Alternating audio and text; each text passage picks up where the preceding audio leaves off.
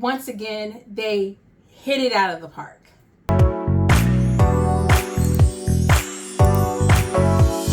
Hey guys, it's Quana back again with another review. Hope you guys are doing awesome. Now, I've given you guys plenty of time because it has been a solid 2 weeks or so since I've seen this movie, and I posted a short review of it so you had time to go see it. But now we're going to go into my review and also some spoilers. But don't worry, I will give you a warning before we get to the spoilers, okay? This movie, Spider-Man Across the Spider-Verse, which is the sequel in a Spider-Verse trilogy that we're getting from Sony, is amazing. It is a great movie. It's such a good time. Went to go see it with the entire family, and I'm going to let you know what everyone thought, but let me go ahead and give you the lowdown on this film in case you're not familiar. So the film was written by Phil Lord, Christopher Miller, and Dave Callahan. It was directed by Joaquin Dos Santos, Kent Powers, and Justin Thompson. Now, I am a fan of all of those gentlemen's work. They have all done stellar projects. I mean, Joaquin Dos Santos worked on Avatar, The Last Airbender, Kent Powers, of course, Soul. So many excellent projects behind these men's portfolios. But we gotta also tip our hats to the incredible voice work within this animation. We've got Shameik Moore returning as the voice of Miles Morales, Haley Steinfeld returning as the voice of Spider-Ghost herself, Gwen Stacy. We've got Brian Tyree Henry returning as the voice of Miles's father, Lauren Luna Velez returning as his mother, Rio. Stop for just a moment, because if you are in my age demographic, you probably grew up with Fox and ABC being like two of the biggest networks that we watched growing up. Fox had like banger after banger of great television, and so did ABC. And one of those shows was New York Undercover. It came on the same night. It followed Living Single. And you might recall Lauren Luna Velez, or Lauren Velez, because she was on that show. I just had to point that out because I didn't realize that that's who that was, voicing Miles's mom. And then when I found out, I was like, oh my gosh, she is an OG in the game. And not only that, she's got 2 incredible movies out right now because she's also in Transformers Rise of the Beast. So snaps to you, sis. But the film doesn't stop there, because we've got Jake Johnson returning as Peter B. Spider-Man, Peter B. Parker, and we've got Issa Rae as Spider-Woman. We've got Daniel Kaluuya. We've got Mahershala Ali. Just a ton of amazing voice actors in this film. But let's talk about the plot. So we are coming back into Earth 1610, if I'm not mistaken, and meeting with our Miles Morales as he is struggling as now a sophomore in high school, struggling with balancing the responsibility of being Spider-Man, but also being just a kid, and the weight of all of that on him, especially as it relates to tackling the dynamic of being an Afro-Latino boy growing up in New York, kind of being split between that responsibility, that heavy responsibility that his parents have on him, with achieving greatness, going off into the world, being respectful, being responsible, going to a good college. Like, what is he going to do with his life? Because if you don't recall, the year that you're 15 and you're a sophomore in college, this is when everything starts to kind of like pick up for you. You start thinking about what college you're going to attend, taking your SATs, applying to colleges in your junior year. It's a lot. On top of, he's got to save New York time and time again. Enter Gwen Stacy, who has been on her own journey of self-discovery, and we get a lot of Gwen Stacy in this movie. I'm going to talk about that in the spoilery portion of the video, don't worry. And she comes along in a way to kind of encourage Miles to embrace his Spider-Man-ness, but he's got a new villain on the scene, a new villain by the name of Hole, I think. And this villain seems like your garden variety villain, but he begins to cause some issues for Miles because his holes allow him to blend into other dimensions, and that's a problem when you have an even evil villain who can perhaps hop, skip, and jump into other dimensions. This is the multiverse here. We don't want him going around and tinkering with the multiverse and making Miles' life a living you-know-what. And so that's the premise of the movie. But it just does everything from the first movie, but like bigger, and there's so much action, and the animation is impressive. The soundtrack is solid. It's still not my favorite. I really like the soundtrack of Into the Spider-Verse, and I don't think that this one has a hit on it in the way that Sunflower was a hit for the first one, but it's still an excellent soundtrack by Metro Boomin. And this movie was just a lot of fun, but it was also a lot for me. I definitely think this movie gets an A, solid A. No qualms about giving it an A. Now, whether or not this is like the best movie of all time, whether it's a 100, there are no mistakes, I wouldn't go so that far. But it is a solid A movie. And it honestly could be on a pathway to being a Best Picture nominee. There, I said it. Now, of course, we have a lot of year left and a lot of films left. But also, Best Picture nominee category has grown quite a lot. I definitely would be interested to see it make its way there, especially because there hasn't been an animated Best Picture nominee in quite some time. I think since Up. Somebody in the comments let me know if that's correct, but I feel like it's been since Up. And this is definitely the movie to do that. I definitely think that this is the movie that could break that trend. So now we got to talk about some spoilers. And now this is the part where if you haven't seen Across the Spider-Verse, I definitely think, one, go see it in theaters if you can. If you can't afford to go see it in 3D, that's okay. We didn't see it in 3D. See it in 2D. If you have to go see a matinee, go see a matinee. In fact, go see an early matinee and get the additional points off, okay?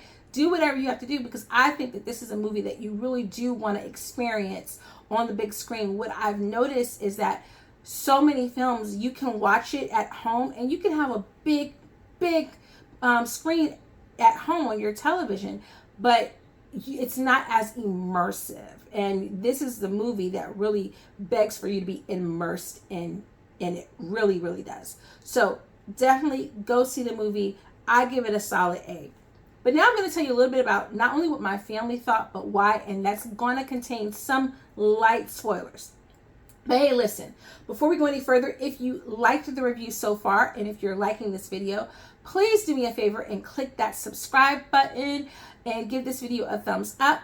We are well on our way to 1,000 subscribers, guys. And it has been 5 years of me making content on this channel. And I really want to hit that milestone before I get to that 5-year mark in July. So feel free to share this video out, give it a like, give it a subscribe. And even if you're going to exit before the spoilers, save this into your watch later and come back and finish watching it. Okay. But let's get into some mild spoilers. So as I mentioned, I did see this movie with my entire family and everyone enjoyed it, but everybody has some different feelings about it. And I like sharing that with you guys because I don't assume that my taste is your taste, but you know, in a family of 5, somebody in that family might share your taste. So my husband, who tends to be a little bit more critical of movies than I am, he is probably going to say that he would give it a B. He always feels like every movie has room to grow. And he, along with my kids, were really upset about the fact that it ended on a cliffhanger. That's right. The movie ends on a cliffhanger. And I do think that, for me, undercuts the film just a tiny bit and makes the first one better, because the first one felt like a completed project. Even with it being a part of a trilogy, it felt like it had a beginning and an end, and you felt like if there was never another Spider-Verse movie, I would have been satisfied with what we got in that first film. Now that we have this and there's a cliffhanger, I can't be satisfied. God forbid if something were to happen and in the 9 months that they are, awaiting to complete the project for the next movie, if something happened and it wasn't released, that would be devastating because now we have this story that really just isn't complete. And so for me, that makes it not as good. And it's not even like a Infinity War type of cliffhanger, because even for me, Infinity War, I remember the young lady who was sitting next to me when we watched it, and she was literally having a full-on panic attack at the thought that her favorite heroes were gone. But it still felt like that could have just been like, that's it, and the world is going to just move on, and there is no winning them back, and there is no fixing things. But then we did get Endgame, and so it was like, rallying the troops for one more chance to save the day. So you could watch Endgame and kind of feel like, it could continue, but if it didn't, well, this is just the end, maybe. This does not feel like that, right? So I think that does undercut the film a tiny bit and just puts, for me, Into the Spider-Verse just a touch above Across the Spider-Verse. Just a smidgen, okay? Now, if you never heard the completely tragic story of my Into the Spider-Verse experience, I think I have it posted on the channel. And if I do, I will pin that in the comments or up here at the top of the screen because it was hilarious. Let's suffice it to say, this was not traumatic at all. I was able to enjoy the movie in total without any distractions whatsoever. But the runtime was a little bit long, and I did have to run out of the theater momentarily to go to the bathroom. Listen, I'm a woman of a certain age. I know I look very young, but I am a woman of a certain age. I could not wait the entire time. I tried to pick the time that I really thought nothing major was going to happen, and I went so fast. Like, I went faster than the time it took me to wash my hands. So I made sure I doubled up on that and came back. So the movie is a little bit long. And for that, I really just wish that filmmakers would start and keep movies under 2 hours. Like 2 hours, yes. But once you start going over that, it does become a bit too much. The other thing that I didn't quite enjoy as much in this movie was it spent a lot of time on Gwen's story. And I love Gwen. I love Gwen Stacy. I love Spider-Ghost or Ghost Spider. But there were times when I really was like, oh, is this Miles' story or is this her story? And it felt like a setup for something that I predict will happen later, but I kind of just wish she had her own project. And I felt like she's a likable enough character that if they gave her her own project, perhaps people wouldn't let their sexism keep them from enjoying that project. But as it was, it just felt like there was so much of her story. And by default, I felt like I wanted to see more of Miles. Not only that, but I really wanted to see more of Miles' interaction with his parents. One of the themes of Spider-Man and really all these superhero movies is the superhero not being able to tell their parents what's going on. They have to hide their identity from everyone, even the people that they love. And that becomes an issue. And it's a big theme here. And in fact, it is addressed through the Gwen Stacy storyline as perhaps that doesn't have to be the way things are. If you're a fan of the MCU, it also happens in Ms. Marvel where Kamala Khan is able to talk to her family about the fact that she is Ms. Marvel. And I really just wish that we had gotten to that point in this particular movie where Miles was able to tell his parents who he was, because he has such a great relationship and they love him so much that I really want to believe that we would be able to see this great moment with his parents embracing who he is and supporting who he is and actually finding out a way for him to be Spider-Man in a very healthy way. But we didn't get that. Maybe we'll get that in the next movie. But I just felt like because we didn't get that and we didn't get a lot of time with him and his parents, it was really quick moments, that it just made the Gwen stuff feel like, oh, this is taking away from the Miles stuff. And I went into the movie expecting Miles. He's the biggest person on the poster. So I just wasn't prepared for that. And I don't want to make it seem like I didn't like that part. It just kind of was against my expectation, if that gives you anything. Also, very action heavy. And sometimes, just for a couple of moments, the action sequences were a little too fast, and it made it very difficult to kind of see what was happening. Even in the moment where he's entering the multiverse, this does the multiverse even bigger than Into the Spider-Verse. And in Into the Spider-Verse, you meet just a few spider people. And this, you're meeting a lot of spider people. And I really wanted to like direct my eye to everyone and be able to figure out like who everyone was. But I couldn't. Now, what I could do, if I was that kind of person, is I could go on TikTok, because everybody and their mama has illegally streamed this movie on TikTok. And I'm not telling you that so that you cannot give this movie its ducats. No, go to the theater and watch the movie. But it is getting out of hand, like how that platform allows for that to happen so freely.